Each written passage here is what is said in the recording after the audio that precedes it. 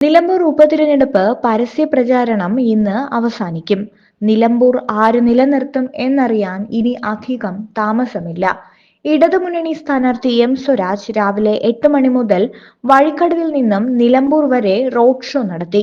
UDF സ്ഥാനാർത്ഥി ഉച്ചവരെ മണ്ഡലത്തിലെ പ്രധാനപ്പെട്ട വോട്ടർമാരെ നേരിട്ടു കണ്ടു. ഉച്ചയ്ക്ക് 2 മണി മുതൽ വഴിക്കടവിൽ നിന്ന് നിലമ്പൂരിലേക്ക് ബൈക്ക് റാലിയിലും അദ്ദേഹം പങ്കെടുക്കും.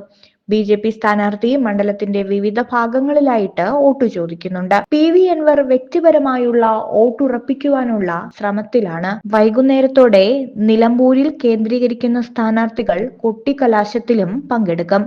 കഴിഞ്ഞ ദിവസം റോഡ് ഷോ നടത്തിയതിനാൽ പ്രത്യേകമായ കൊട്ടിക്കലാശം വേണ്ട എന്ന് തൃണമൂൽ കോൺഗ്രസ് തീരുമാനിച്ചു. അതേസമയം സാഹിത്യകാരൻ കൽപ്പറ്റ നാരായണൻ ഇന്ന് UDF സ്ഥാനാർത്ഥി ആര്യാടൻ ഷൗക്കത്തിന്റെ പ്രചരണത്തിൽ പങ്കെടുക്കും. ആര്യാടൻ ഷൗക്കത്ത് സാക്ഷര പദ്ധതിയിലെ പഠിതാക്കളുടെ സംഗമത്തിലാണ് കൽപ്പറ്റ നാരായണൻ പങ്കെടുക്കുന്നത്. നേരത്തെ വൈശാഖന്റെ നേതൃത്വത്തിൽ ചില എഴുത്തുകാർ എം സ്വരാജിനു വേണ്ടി പ്രചരണം നടത്തിയത് വിവാദമായിരുന്നു.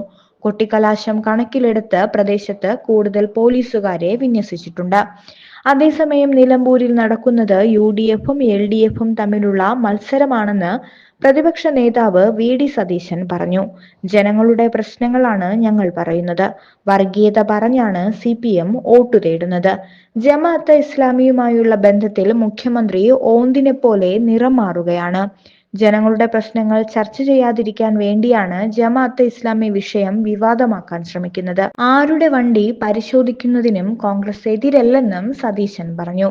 സ്ഥാനാർത്ഥികളുടെ പരസ്യ പ്രചരണം അവസാനിച്ച ഉടൻ പ്രചരണത്തിനായി പുറത്തുനിന്നെത്തിയ മുഴുവൻ രാഷ്ട്രീയ പ്രവർത്തകരും നേതാക്കളും മണ്ഡലം വിട്ടു പോകണമെന്ന് ജില്ലാ തിരഞ്ഞെടുപ്പ് ഓഫീസറായ ജില്ലാ കളക്ടർ ആവശ്യപ്പെട്ടു.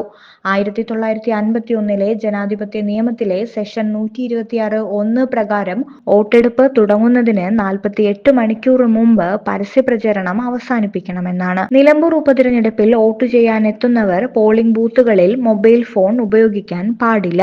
മൊബൈൽ ഫോണുകൾക്ക് പ്രവേശന വിലക്ക് ഏർപ്പെടുത്തിയിട്ടുണ്ട്.